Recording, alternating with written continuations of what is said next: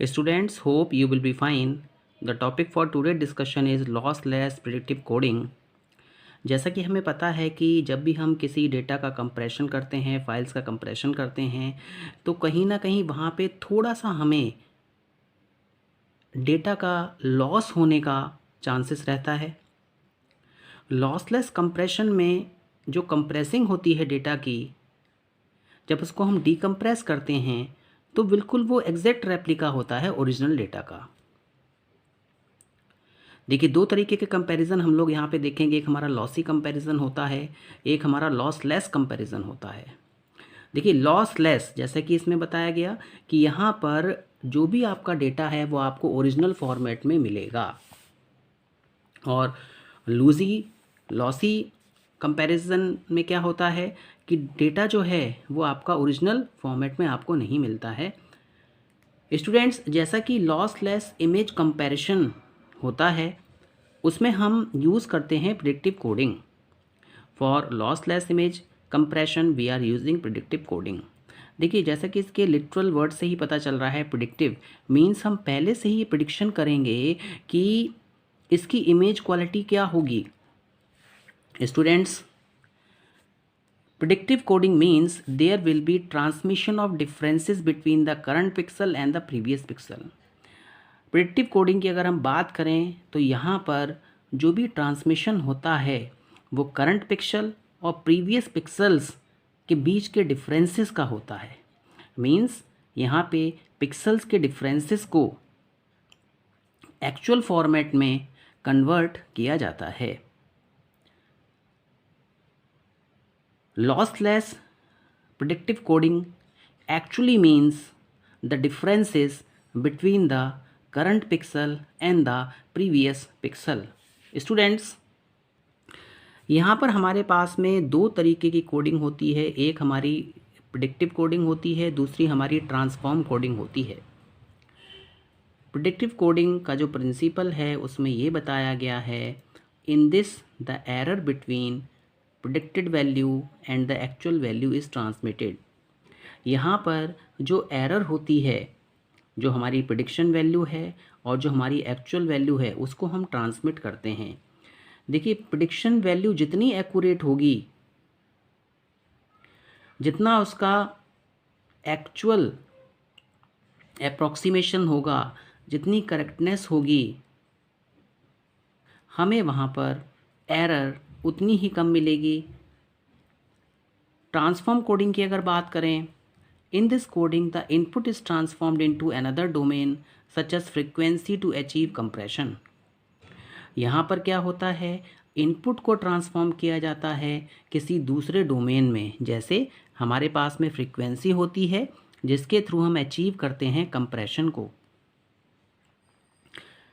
Prediction value और actual value के differences को, उनके बीच में क्या एरर आ रही है, उनको ट्रांसमिट किया जाता है प्रिडिक्टिव कोडिंग में। बट अगर हम ट्रांसफॉर्म कोडिंग की बात करें तो इसमें जो इनपुट होता है, जो हमारे पास में इनपुट वैल्यूज़ होती हैं, उनको एक्चुअल डोमेन में कन्वर्ट किया जाता है। जैसे कि हमारे पास में ऑडियो फ्रिक्वेंसी है, स्पीच फ्रिक्वेंसी है, साउंड की कोई वैल्यू है, कितने मेगाहर्ट्ज़ में वो पास हो रहा है, उसको अगर हम कंप्रेशन करें तो वो हमारा ट्रांसफॉर्म कोडिंग कहलाएगा। प्रिडिक्टिव कोडिंग की जो टाइप है वो आपका लॉसलेस है। मींस यहाँ पर हम जो भी हम कंप्रेशन करेंगे, जब हम उसको दोबारा डीकम्प्रेस करते हैं तो हमें हमारा बिल्कुल एग्जैक्ट रेप्लिकेशन देखने को मिलता है ओरिजिनल डेटा का। और ट्रांसफॉर्म कोडिंग में क्या है, लॉसी। यहाँ पे कहीं ना कहीं हमें थोड़ा सा डेटा इनकरेक्ट मिलेगा। फॉर एग्ज़ाम्पल, आपके पास में इमेज है 2.4 MB की, आपने उसको कंप्रेशन किया और आपका इमेज साइज़ 1 MB का रह गया, तो यहाँ पे हो सकता है कि इमेज ब्लर्ड आए, इमेज क्वालिटी पे कुछ ना कुछ इफ़ेक्ट देखने को मिले, या फिर वहाँ पे आप कलर सेचुरेशन आपको देखने को मिले। तो जो ट्रांसफॉर्म कोडिंग होती है वो आपका लॉसी टाइप होता है। कॉम्प्लेक्सिटी की बात करें तो जो हमारी प्रिडिक्टिव कोडिंग है वो क्या है, उसमें हमें लेस कॉम्प्लेक्सिटी देखने को मिलती है। और ट्रांसफॉर्म कोडिंग की बात करें तो यहाँ पे कॉम्प्लेक्सिटी बहुत ज़्यादा होती है, क्योंकि यहाँ पे आपको डेटा को कंप्रेस करना है, प्लस ये भी देखना है कि हमारे पास में जो भी फाइल आए वो एक्यूरेट फाइल आए, ओरिजिनल डाटा हमारे पास में आए, क्योंकि ये लॉसी टाइप का होता है। एग्जाम्पल की बात करें स्टूडेंट्स, तो यहाँ पे हमारे पास में जो जेपीईजी ट्रांसफॉर्मेशन होगा, जब कंप्रेशन करें किसी इमेज का, तो वो हमारा ट्रांसफॉर्म कोडिंग में आता है। प्रेडिक्टिव कोडिंग की बात करें तो यहाँ पे हमारे पास में मीडियम डिवाइसेस होती हैं या फिर गैप टेक्नोलॉजीज़ हैं जो बेसिकली साउंड पे वर्क करती हैं, तो हम कह सकते हैं ये हमारा क्या है, लॉसलेस कंप्रेशन होता है।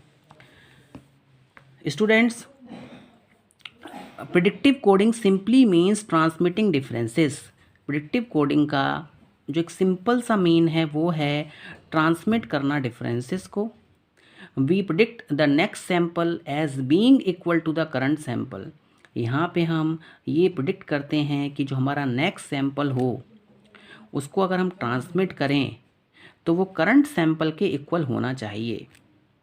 And send not the sample itself. यहाँ पे सैम्पल को सेंड नहीं किया जाता है, यहाँ पे जो भी एरर इन्वॉल्व हो रही है, मींस जो हमारी प्रिडिक्टेड वैल्यू है और जो हमारी करंट वैल्यू है उसमें जो भी डिफरेंसेस आ रहे हैं उनको ट्रांसमिट यहाँ पे किया जाता है।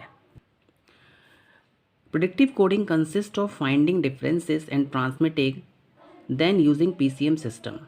देखिए, पहले यहाँ पे डिफरेंसेस को फाइंड आउट किया जाता है, इसके बाद में उनको ट्रांसमिट किया जाता है, और उसके बाद में हम यहाँ पे PCM system, pulse code modulation system का यूज़ करते हैं। पल्स कोड मॉड्यूलेशन सिस्टम के बारे में आपको मैंने पहले बताया हुआ है। स्टूडेंट्स, यहाँ पे एक बात ध्यान में रखनी है कि अगर हम इंटीजर वैल्यूज़ का डिफरेंसेस ले रहे हैं तो हमारे पास में जो हमारा आउटपुट आएगा वो भी इंटीजर वैल्यू होना चाहिए।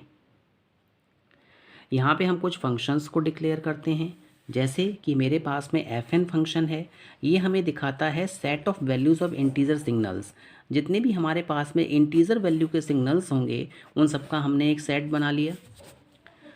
नाउ एफ एंड डैश, ये हमें प्रीवियस वैल्यू का सेट बनाएगा, क्योंकि मुझे करंट वैल्यू में से प्रीवियस जो हमारी प्रीवियस वैल्यू है उसको माइनस करना है, उसके डिफरेंस को ट्रांसमिट करना है।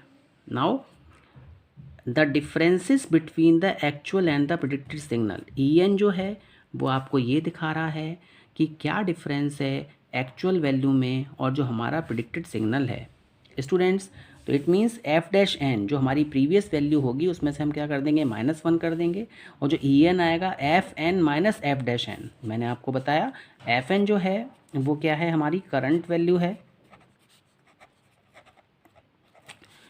और एफ एन डैश जो क्या है, हमारी प्रीवियस वैल्यू है। तो करंट वैल्यू में से प्रीवियस वैल्यू को माइनस कर दिया जाता है, मीन्स जो भी हमारी प्रिडिक्टेड वैल्यू है उसमें से प्रीवियस वैल्यू को माइनस कर देंगे और एरर हम फाइंड आउट कर लेंगे। We certainly would like our error value en to be as small as possible. जैसा कि मैंने आपको बताया था कि जो हमारी एरर है वो कम से कम आनी चाहिए, डिफरेंस क्या है, कम से कम आना चाहिए। मीन्स जो भी हमने प्रिडिक्शन किया है और जो हमारी करंट वैल्यू है उसमें जितना कम डिफरेंस होगा हम एक्चुअल आउटपुट के उतना ही नज़दीक पहुंचेंगे। We can found the actual result. Students, therefore we would wish our prediction F and dash to be as close as possible to actual signal. Means जितनी एरर कम होगी उतना ही हम एक्चुअल सिग्नल के पॉसिबली हम क्लोज पहुंच सकते हैं। बट स्टूडेंट्स, हम ये कह सकते हैं फॉर ए पर्टिकुलर सीक्वेंस, हम यहाँ पे जो भी सेट ऑफ वैल्यूज़ ले रहे हैं, सिग्नल की वैल्यूज़ ले रहे हैं, उसमें हमारे पास में कुछ ऐसे फंक्शंस होते हैं जो कि प्रीवियस वैल्यू के लिए बहुत कम डिपेंड करते हैं। स्टूडेंट्स, fn-1, fn-2, fn-3, ये कुछ हमें एक बेटर प्रिडिक्शन प्रोवाइड करेगा fn का। मतलब यहाँ पे हम सेट ऑफ वैल्यूज़ को कंसीडर कर रहे हैं। Students, the idea of forming differences is to make the histogram of sample values more peaked. यहाँ पर डिफरेंसेस को कैलकुलेट करने का केवल एक पर्पस है कि जो हमारी पिथ हो वॉल्यूम की वो बहुत ज़्यादा हमें क्या मिले, पीक्ड वैल्यू मिले, क्योंकि जितनी पीक वैल्यू मिलेगी साउंड उतना ही क्या होगा, क्लियर होगा। देखिए जैसे कि यहाँ पे आपको एक हिस्टोग्राम बना के दिखाया गया है, इसमें हमारे पास में ये डिजिटल स्पीच सिग्नल्स हैं। यहाँ पे ये जो है आपका that is the frequency 8 kilohertz की फ्रिक्वेंसी है। नाउ स्टूडेंट्स यहाँ पे 1 सेकंड के सैम्पल स्पीच का यहाँ पे साइज़ लिया गया है। उसका जो मैग्नीट्यूड है वो क्या है, 8 बिट्स पर सेकंड। यहाँ पे 8 बिट्स पर सेकंड का मैग्नीट्यूड लिया गया है। तो ये क्या आ रहा है, हमारी ये पीक वैल्यूज़ आ रही है। मतलब 8000 अगर हमने लिया तो यहाँ पे देखिए पीक वैल्यू, हम यहाँ पे जो पीक वैल्यू है वो बहुत ही ज़्यादा है। जितनी ज़्यादा पीक वैल्यू होगी साउंड उतना ही आपका क्या होगा, क्लियर होगा। नाउ स्टूडेंट्स यहाँ पर हमें एक बात ध्यान में रखनी है कि जितने भी यहाँ पर हिस्टोग्राम हम क्रिएट करेंगे वो एक्चुअल में उनका जो एजम्पशन होता है वो हमारा ज़ीरो जो वैल्यू है उसके कंसंट्रेटेड वे में होता है। स्टूडेंट्स अब यहाँ पे देखिए जो हिस्टोग्राम है ये डिजिटल स्पीच सिग्नल वैल्यूज़ के लिए लिया गया है और यहाँ की जो पीक वैल्यू है वो ज़ीरो पे हमने क्या किया है, कंसंट्रेट किया है।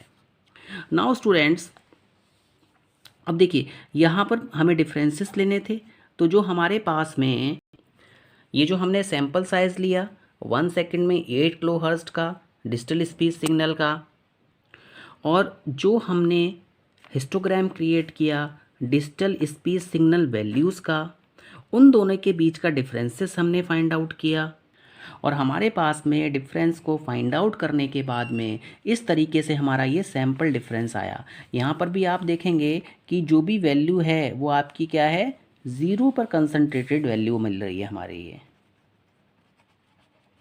Concentrated at zero.